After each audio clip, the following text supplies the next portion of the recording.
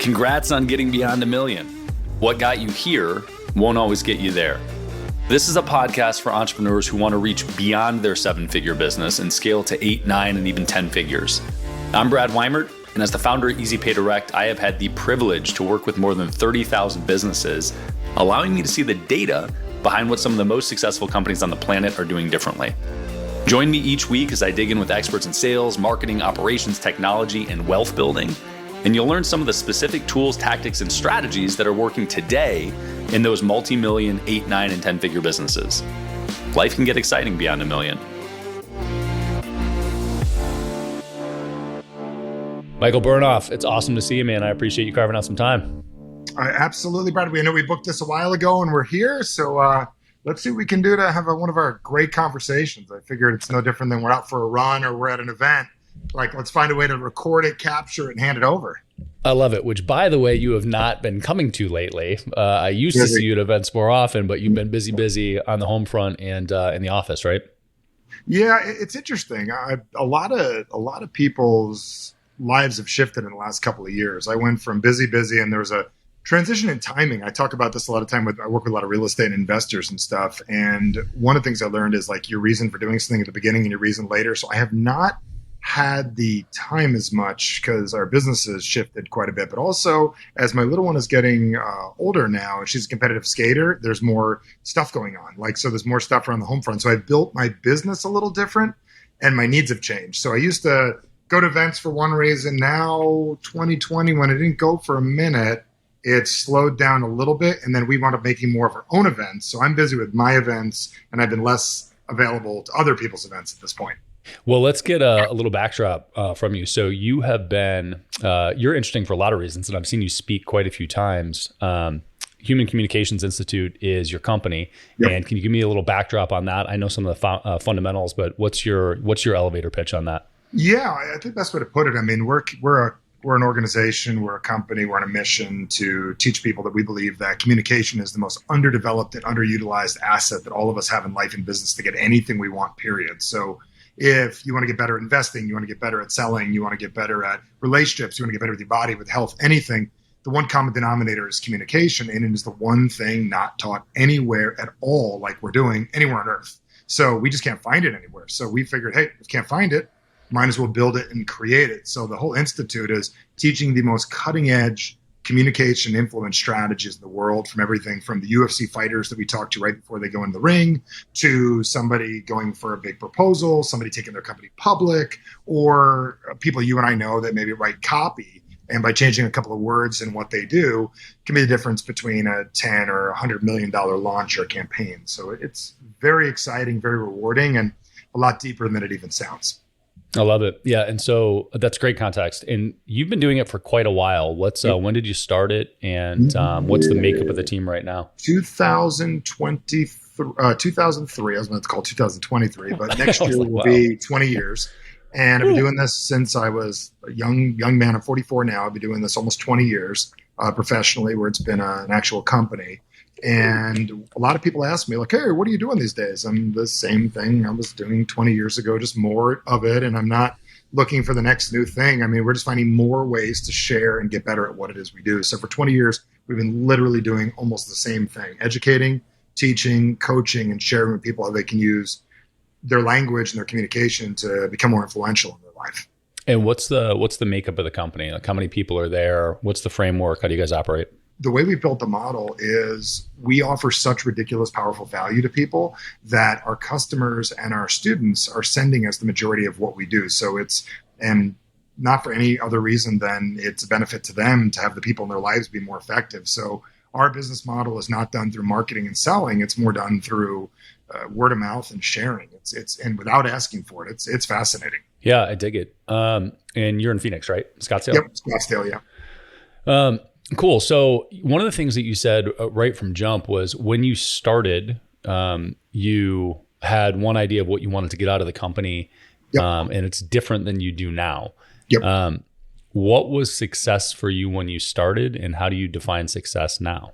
Yeah, I was driven by, see, a lot of things change in life based on circumstances. People get married, people have kids, people die, things happen. Like life changes people in so many ways. So when I first got started, I'm a young 23-year-old kid, I'm single, I'm in the biggest thing, I want to be famous, I want to travel around the world, do big stages and a lot of like big events and stuff like that. That is the farthest thing from anything I want to do. I don't like traveling. I'm 6'7". I don't like being on a plane, even private. It still sucks. I don't care anyone private planes. Grant Cardone's not 6'7". Does that make sense? I don't care how big the plane is. It's uncomfortable. Does that make sense? Just getting on a plane. Do you know what I'm saying? So that's one thing. Grant's plane I'd fit on, but you know what I'm saying. But the point is, it's not my thing. I don't love wearing suits. I don't want to wear a suit. I like wearing a t-shirt. I have button downs I wear for events and blazers and stuff, but I'm not interested in speaking to hundreds of millions of people. I like working with the right group of people. And I find that the right group of people at the right time of people that are really interested excites me more than being Joel Osteen on stage or being the next Tony Robbins. That's not my mission. My mission is to really be under the radar. I mean, I used to want to be like, if they're famous and be known. I would rather not be known. I like being known when I go to my favorite sushi restaurant because they'll feed me nice. But my desires have changed. It's not based on significance. It's based on I like going to the beach and not being bothered and maybe someone will recognize me here and there, but that's not my drive. So at the beginning, that was my drive. Now it's impact and how do I just enjoy my life? Yeah. So that's interesting that you, I think that's a fairly common process for graduating through life. When you're youthful, I think it's very common to seek significance, and it doesn't necessarily wear off for everybody as they get older. And it's a drive. It's great for some people. Definitely. But it changes for a variety of reasons. And one can be money. As you make money, you start to realize that that's not necessarily the most important thing. Yep. And the other, like you said, can also just be situations in life. So I want to talk about communication relative to, I think, both culture and sales. Yep. And how you think about developing there. But you mentioned getting referrals. So, I know you as somebody that is thoughtful in the sales process, and I've heard you speak on it several times.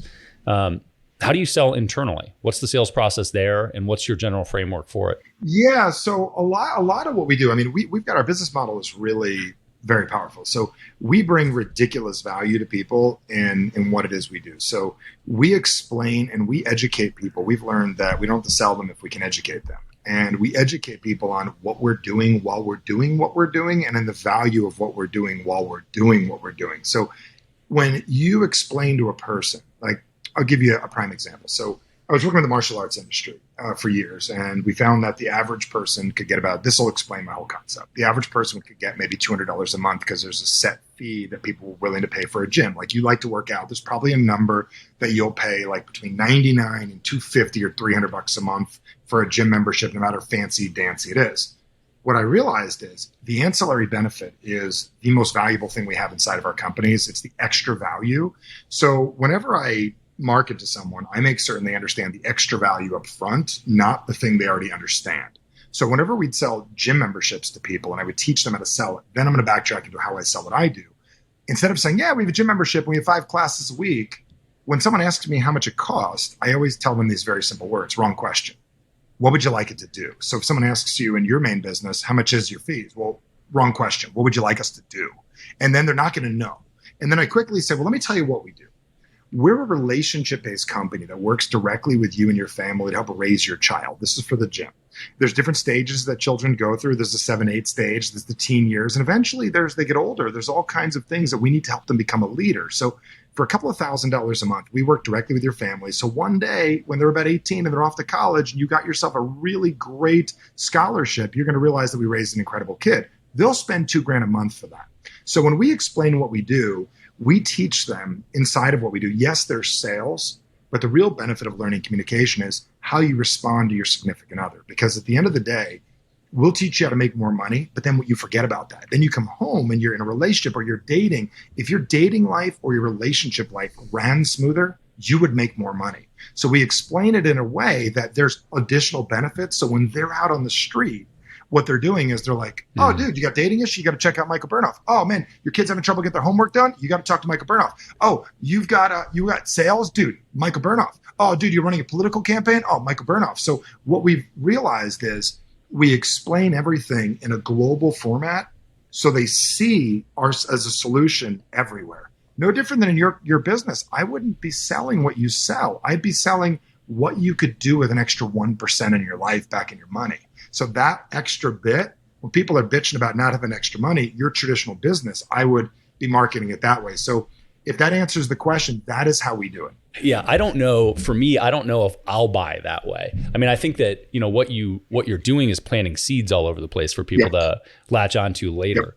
The logical path for me is there is this secondary or tertiary benefit that's pretty clear, which is, if your kid is going into multiple hours a week into a karate studio or a gym, they're going to have somebody else taking care of them. And you want that person to actually be raising them, right? In some capacity, be thoughtful in that approach. Yep. So I guess, to that end, when you're dropping ancillary benefits and you're thinking about a sales approach that way, how much of that is actually deliberately tied into the product or thoughtfully tied into the product, or are they just sort of open loops that grab people and get their attention towards? It's a little bit of both, and you don't need a million of these. I'm throwing a lot out.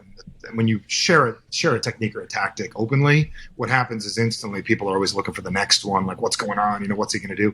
It would just be very simple little lines like a gym, just to say we're a relationship-based company that works directly with your family. We could just stop right there. And that one little additive at the beginning does change the frame, because at the end of the day, if they've heard it before, they've experienced before, they've already made their decision. So the reason you go to a discount tire to get your car tires fixed is the experience, you like it. If you've seen it before, people in the world today, so like my counterparts, like there's good guys and bad guys in all industries, right? And my counterparts, I know what I do, and I also know some shady people that know what I know, and they work for the media. They work for CNN, NBC, Fox, Instagram, Facebook, and they're called addiction experts. They work for these other companies. So they do the same thing I do. They get people's attention, they lower resistance, they make it so the Netflix show is so interesting that you have to get their $9 a month or $12. You push continue because you want to know what's going to happen next. We have to look at these companies and go, people make decisions based on your process being different than what they're used to. So there's two types of things. There's people that want thoroughly to be what they're used to, but they probably wouldn't have left where they were if they wanted that. So we need to offer something that looks radically different to get them to create a new neural pathway.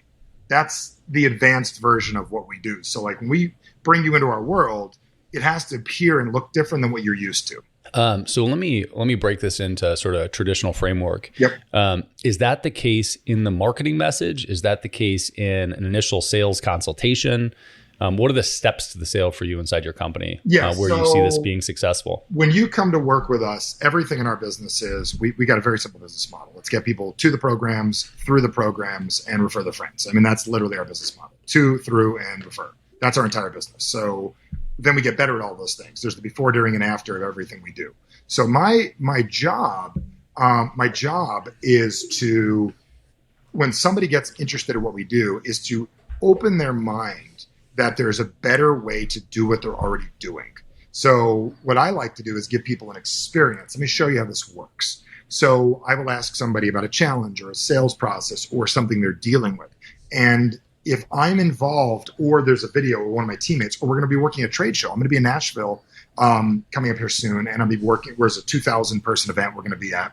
And while we're there, our team is designed to bring people to the table, ask them questions, solve a problem in a way they never thought of it before, for them to go, wow, that's interesting. What else do these people know that I don't know? So our entire business is to say, I know something you don't know, but to really know something they don't know, not just to tease them, and to say it in a way they've never heard it before. So like I would say, hey, give me your pitch, and they give me their pitch, and then we add 3 things to it. What if you said this? They're like, whoa, that's really good. What else do you have? Well, take one of our classes. Let me show you how this works. And that's how we do everything. It's saying it and doing it differently than they expected.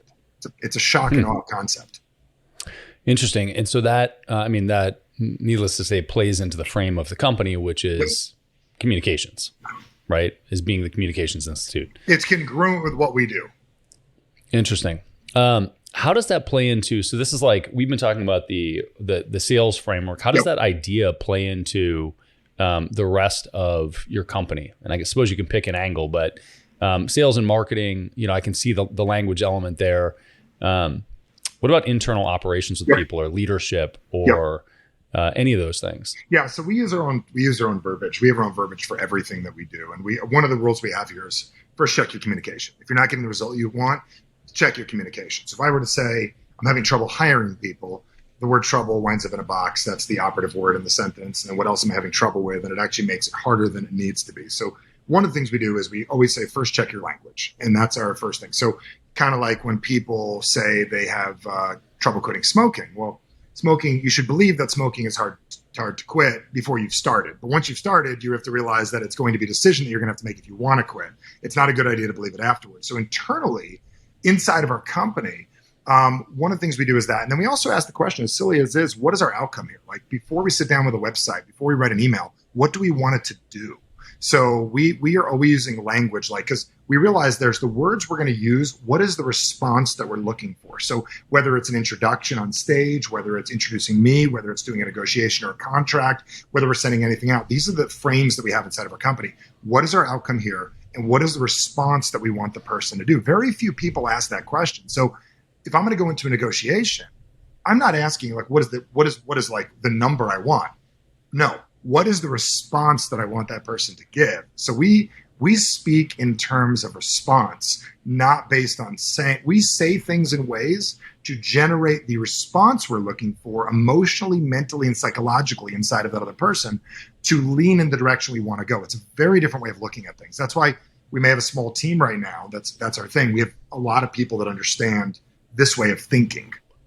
One of the things that jumps out to me with that, when you talk about getting the response you want, is when I think about getting an emotional response from somebody and having them feel a certain way, I think about that very differently than having them say a specific thing. Yep. Right? And it's that adage of, people don't care how much you know, unless they know how much you care, or some such thing, whatever that phrase is. Yep.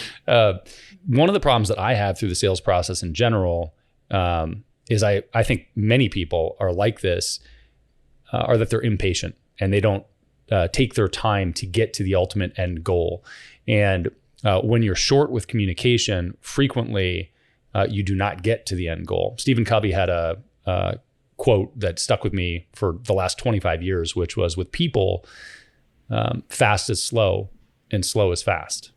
Yep. And the sentiment is that if you try to rush through things with a human, you're not going to get where you want to go that often. But specifically in sales, like an objection comes up, and instead of welcoming the objection and addressing it and confronting it and talking through it or having fun with it, if you try to run through it and steamroll it, it doesn't leave the person feeling how they want to feel. So when you're going through the sales process, what do you think about it in terms of steps? Do you think about it in terms of an overall process? Is it an open framework? How do you organize it? Framework. I'm a definitely open framework person. Yet there's something I'm going to give you as a gift, and everyone listening right now. If you do what I'm about to tell you, if this doesn't make everyone here an extra 50 to 100 to 200 grand quickly, you got your business all screwed up. So I want everyone to listen right now. So help me out with this, Brad. If you were to sit down with me, let's go old school. I know you got a whole team. You got a big badass company doing amazing things. Let's go back old school. You're the company. You're everyone involved. You're sitting down with me at my desk. What are the first things out of your mouth? Because you're so good with people. What are the first things out of your mouth? And then I'm going to give you something really cool that everyone can do. Oh, boy. What were they then? Or just even now, like you were to sit down with me and we booked an appointment. We're sitting at a coffee shop. You want to offer me your service. What are some of the first things you'd say? It's probably, what's good with you right now? Or what are you focused on right now? Yeah. Those are usually how I open conversation. And I usually say, what are you focused on right now? Because I don't want to conflate that with, what do you do? Got it. Okay. And this isn't a sales pitch necessarily, but. No, it's great relationship build. So what I've learned is, if you inflate a person's confidence and they believe more in themselves than they did a minute ago, they can make a decision. So the craziest techniques, I remember you back, like you got even the knife days, but back in the old days. But let me just throw you a really cool thing that we learned for years. Have you ever told your team you're proud of them? Yeah, not enough. Okay. It's one of the worst things you can tell anybody. And let me explain why. Pavlovian, if I tell you I'm proud of you, I say Pavlov, what happens is I say Pavlov, it makes you like drool because you think of Pavlov the dog and you think of all like that stuff, right? Just the word Pavlov makes you drool. So if I say I'm proud of you, I controlled that I was proud of you, and then you immediately associate are going to try to keep me proud. So the reason I say you shouldn't tell people that, I have a spin on this that we've been practicing for years, and it makes a difference. Instead of telling somebody I'm proud of you, this is a different spin on it. I'd say, Brad, you should be really proud of yourself for what you've just done. The reason is I want you to give you the dopamine and serotonin hit. And those are the two drugs. One is the happiness and one is the proud of you. So dopamine will give you about a 45-minute high from a Starbucks. Serotonin can give you a 2-week high because of what you did. So if I said, dude, what you've done, you should be proud of yourself. So when I sit down for a meeting, you've got to say this and it's got to mean it and you got to be real. But imagine the first thing I said is, imagine we were sitting down talking about your finances. And I'd say, Brad, I just want to commend you in advance for even setting up this meeting. Very few people take the time and have the courage to really look at their finances and want to make them better. You should be proud of yourself for even having this meeting. There's no one that's going to give that back. You've just given somebody the ultimate gift. You basically said what their mommy and daddy did not tell them when they were 9. You just got rid of all their abandonment issues. You made them feel really good. So I'm going to go over in slow motion. You should truly, I just want to commend you in advance before we even get into rates and before we even get into looking at houses, before we get into gyms, before we get into talking about masterminds. The fact that you respect your business this much, you should be proud of yourself. A lot of people talk a big game, and here you are meeting with me working on this. Boom. I mean, there's your sales process. You have just inflated a person to believe that they're special and they did something. So whenever anybody, like I have a guy here, he makes 30 grand in sales for the month. I'd say, Mike, you should be proud of yourself. You did that. And then they're like, damn straight I did. I have to have the courage that they don't need me. If I say I'm proud of you, okay, I'm going to keep Michael Bernoff proud. Like, I don't want them to keep me proud. I want them to be proud of themselves. And if they want to quit and leave one day, great, then more power to them. But I want to empower them so much that they are in control of their own serotonin drip inside their brain. And I can get into drugs if you want to talk about this. I can get into like the psychology of how we control the drugs in our brains if you want. But that, did you get the line I just did? I mean, that is, there's 80 versions of that. But why wouldn't you inflate someone, like get them to feel so empowered in the first few minutes because they decided to meet with you? Then they realize they can make a decision. Boom. Yeah, that's interesting. The one of the when you said why wouldn't you? Yep. Immediately my brain gave a response, which was some people seem to be comfortable. You know, if you take the love languages framework, some people are comfortable with or feel love from words of affirmation. Yep. And as a result, freely give words of affirmation. And some people very much don't. So through the frame of sales, do you force that? Do you take a different approach if you're the type of person where that might come off inauthentic? I wouldn't do it if it was inauthentic. And I truly mean it. I truly believe that any human being willing to sit down and take a look at their business finances should be proud of themselves, because most people talk about it and don't. Like, I believe that. Like, you couldn't sell me otherwise. I also believe empowering human beings as part of the sales process, not getting someone to buy something. So if I leave you better than I found you, whether you use my product for the rest of your life or not, that is my purpose on earth. So I walk into meetings and I like that you're buying from me now, but if you wind up not down the road, that's great. I want you to be empowered. And that's the industry I sell. I sell personal development, right? So I want you to feel better. But I think we all sell personal development. So imagine you realize you're in control, that you have the ability to decide. So do we leave people at the one way that they do things, or do we help them mold into all the ways? Because remember, I used to try to keep people happy. Now I don't care what anybody thinks. You know what I'm saying? I'm not interested in your opinion of me. I don't care, because that's another level of play, is getting people there. I would love it if people cared so much they didn't care at all, that you really were buying this because you wanted it, not because you wanted to keep me happy. I don't need your money. That's a different attitude, isn't it? That's a different level of sales. It is. And I think that that's a very hard thing for younger salespeople to latch onto. It's very hard for somebody that's not in a strong financial position to take that approach. Yep. I've been there. Where I have too. And we have to cover the bills. There's holes in my shoes and I have rent to pay, right? Right.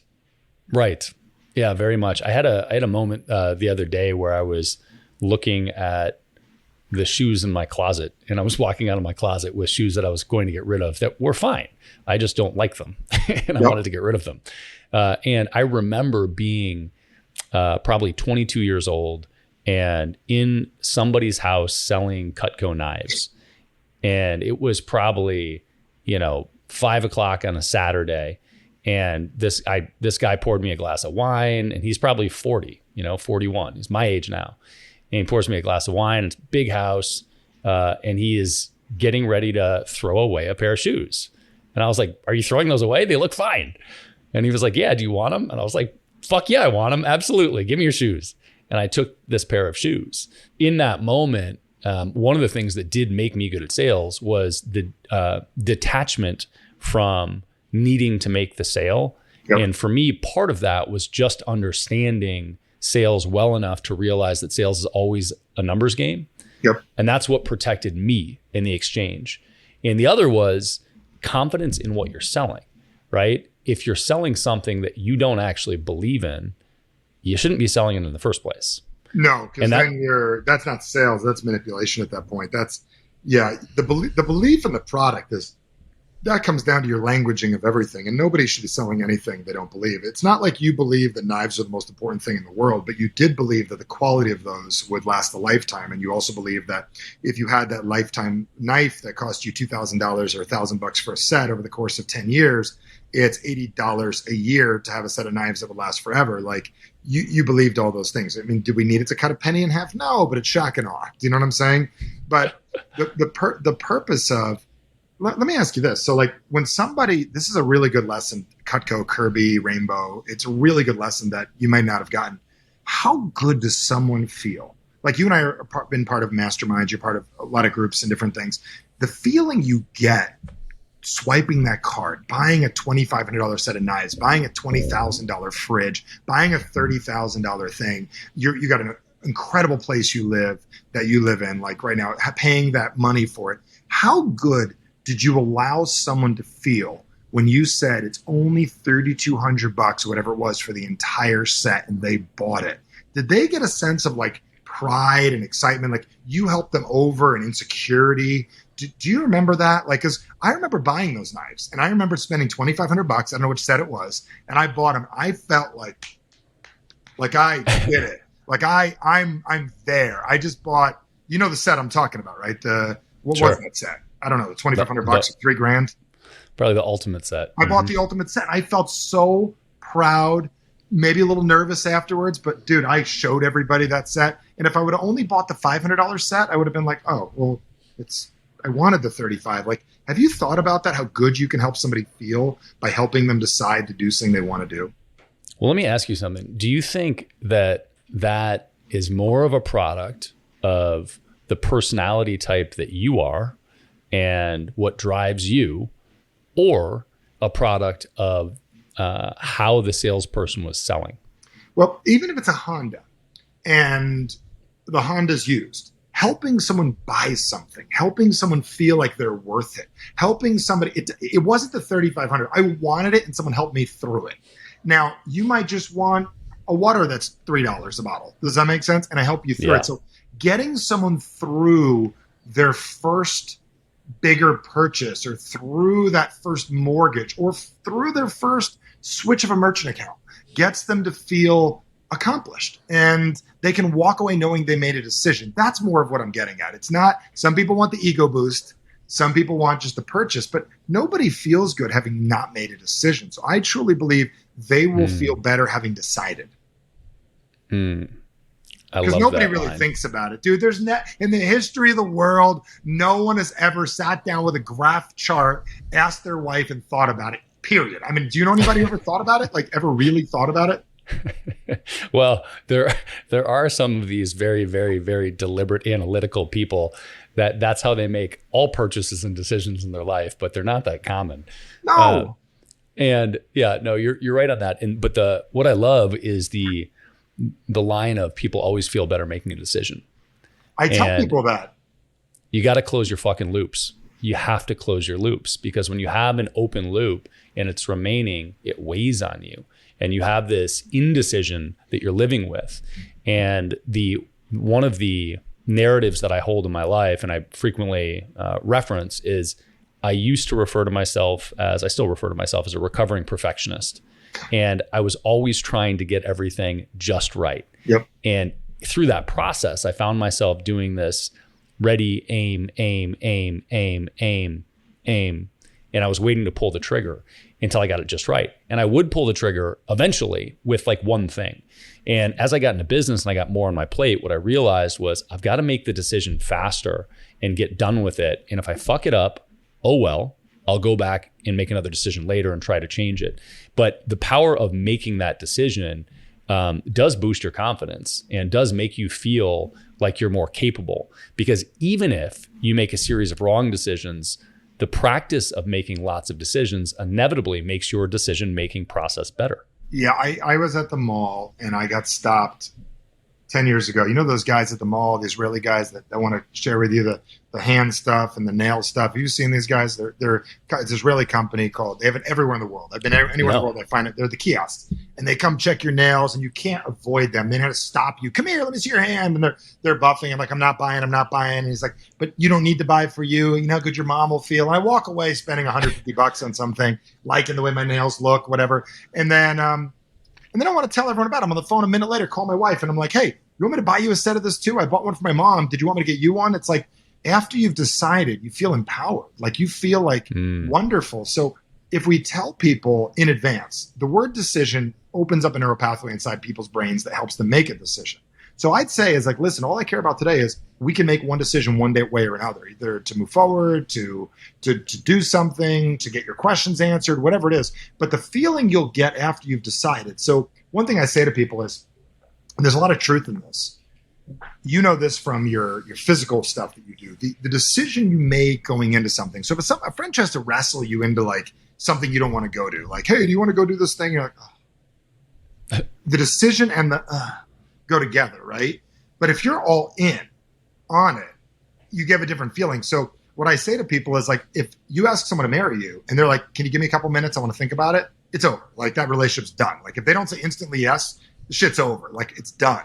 So if you ask someone to buy something and they're like, hey, let me think about it for a little bit, there's always going to be a little bit of insecurity. So if you wind up doing this down the road, I don't want you to have insecurity with it. So let's get all those questions answered. Let's be straight with each other. Tell me your insecurities, because I'd rather you not do it than put it off and build a bunch of insecurity into it. Like, and then this is a relationship that we're going to be building down the road.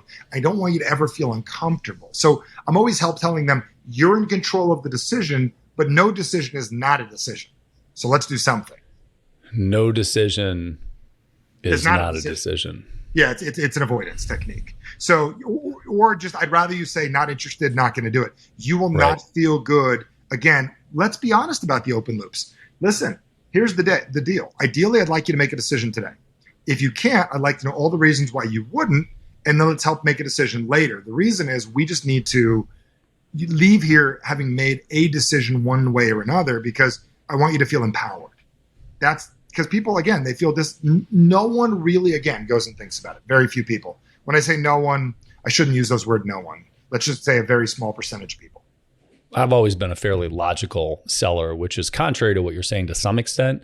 But I'll draw a parallel here, which is when I was selling knives, 20 plus years ago, we're making a decision right now kind of sale. Yeah, I remember those meetings. Yes, you're getting closed at the kitchen counter or it's not happening. And I would inevitably, you hit those objections. Well, okay, let me think about it. And that's what they have in their head. They're just through the whole presentation, they're thinking, well, I'm definitely not making a decision right now. I'm just going to think about it. I'm going to talk to my spouse and think about it. And so I have to handle that objection often. And ultimately, what became clear to me was exactly all the things that you're saying, which was, hey, you want to know how many people precisely have ever bought something after they've left the table right now? And, they'd throw out a number and I'd say, actually, I've had 3. I've had 3 people ever do it. And I've seen thousands of people. And here's why. Right now, and in this case, it's a tangible product, but you can do features, benefits, emotions. You can do all this stuff no matter what the product is. Right now, You can touch it, you can feel it, you can hold it. And everything that we just talked about and that you saw that's generating your feeling right now is fresh to you. You're clear on why this is a good thing. A day from now, at least half of that is gone. And you don't remember the positives, why you liked it, why you wanted it, the benefit it would add to your life or business, et cetera, et cetera. 2 days from now, 3 days from now, forget it. You're going to remember, 12% of it. You're on to something else in your life. So if you like it now is the time to make the decision on it. And that logical approach for me that's emotional. You think that's logical, but that's actually emotional. You're actually giving them the power. It is logical, but you're giving them a logical emotion. Like, you know what? I can do this. Like, it seems logical because it's logical what you just said, but it's emotional as well. So they do go hand in hand. You're kindly saying something I say direct. Listen, you're going to call me in a week and want to do this anyways, and then I'm going to have to redo the presentation and we're going to waste an hour. Instead of wasting an hour, make a decision now in the next 3 seconds, and you get to use these knives for the next 2 weeks and send me pictures and show me how you use them and feel important, whatever it is that they want.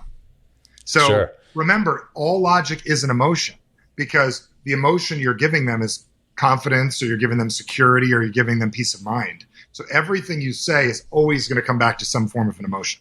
Yeah, it's making them feel a certain way. And that goes back to your narrative of the outcome being a feeling. Yep. No matter, it's not what you say, it's how what you said was heard is more important. Yeah, God, that's a fucking important one too. It's how it was heard. When I speak, I'm more interested in what they're hearing than in what I'm saying. If I got to talk about gerbils, fish, and tortoises and weird stuff, but I get the right emotion at the right time, it's not we're trying to get a fast one. It's like, this is the way human beings do things. Like my friends in the movie business, that's just how they write the stuff. If you remember the 80s, you remember the horror movies? Yeah, I never liked Jason them, but Voorhees. Keep going. Did you like them? No, never liked them, but keep going. Well, let me help you real quick. There's always a sex scene prior to the murder. Why? I like those. I know you do. So the sex scene, and everyone's comfortable and safe and feeling sexy and a different level of hot oxytocin through the roof. Then the cortisol hits. The cortisol hits harder when you're in love land, right? The murderer just murdering, hey, you're walking down the street, you get murdered. It's not half as good as you're in like making love and everything's good, or sex scene and everything's great. And then they do it. So your job is to play with these drugs and these emotions to create a storyline that makes people feel comfortable doing what they wanted to do. But this is the thing. I don't really do sales. I do influence. And there's a big difference in the words. Like, I influence you to believe you can do it. I don't sell you for my own desire. So I influence you to believe it's a good idea to do this, to influence you to feel bigger and better that you can decide. And I get you to feel like you have the power to make a decision versus me making it and you did it for me. Because that was the transition. In the old days, I would get you to buy because I wanted you to make me happy. No, I want you to believe you're capable of making that decision so you feel empowered. Now I'm thinking about horror movies. I got it. And sex scenes. And I like it. Yep. That's interesting. I had some other thoughts, but now they're gone because we went into Horrorland. And if you look up to the left, you'll always remember. Up, is that right? Is that the cue? It's actually left. Yeah, you store all your memories up here. And that's why whenever I do events, I always put my screen on the left side, because you store your long-term memories over there and where you position your table. There's a lot of stuff you can do if you want people to remember something. You would put it to the left viewpoint if you're sitting down one-on-one. And in it, because in a righty would be the righty's that way, lefty is the opposite. And it's 100% accurate. Like if I asked you to remember a place where you and I were at one time, you'll go up and you'll look for it up there. That's where we store our past memories. And if you want to get them to make it a memory that they live with, they put it up there. That's bizarre. I have a very hard time latching onto that and thinking that that's accurate. Though I can actually remember in the last 24 hours storing something there. I frequently in conversations I'll pin something. Like if I'm having a conversation, I don't want to forget it, but I don't want to break the conversation either. I will look up.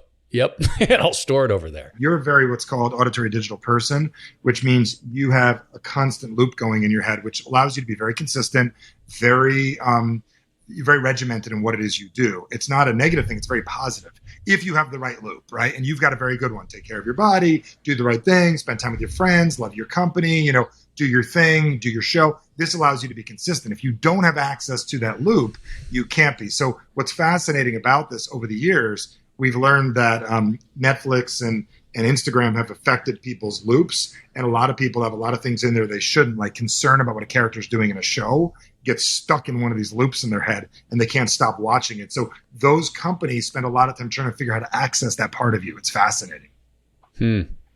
That's a whole nother topic. We could do it a whole nother day. It is. And it's also sort of the nature of what you do all day, every day, isn't it? Every day. I just love people examining. It's an institute. Like we're always coming up with new techniques, new strategies on how to make people's lives better. I love it. Well, you seem to be very good at it, which is important because if you were average, it would suck. Yeah, it would suck. Yeah.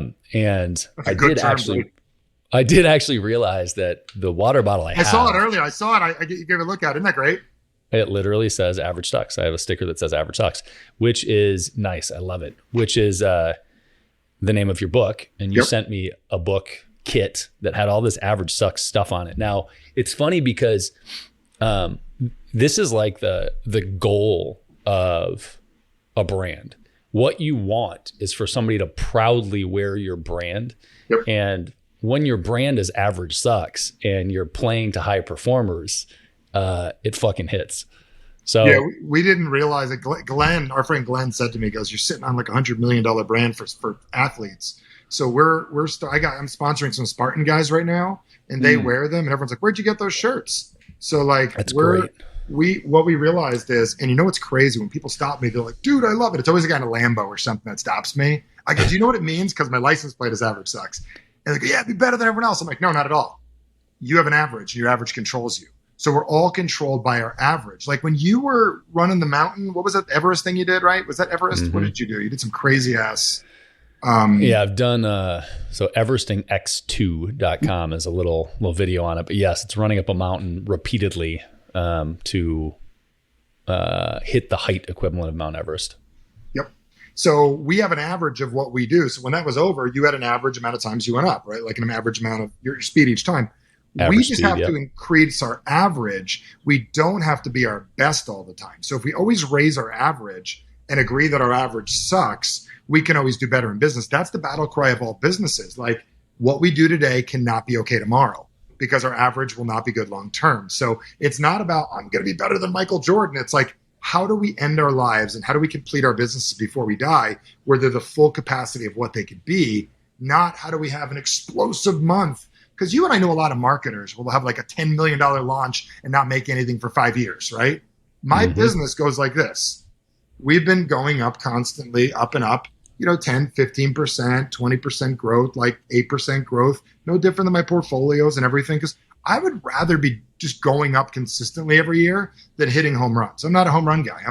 Some people like that. I'm a really like to do well and not have to worry about shit guy.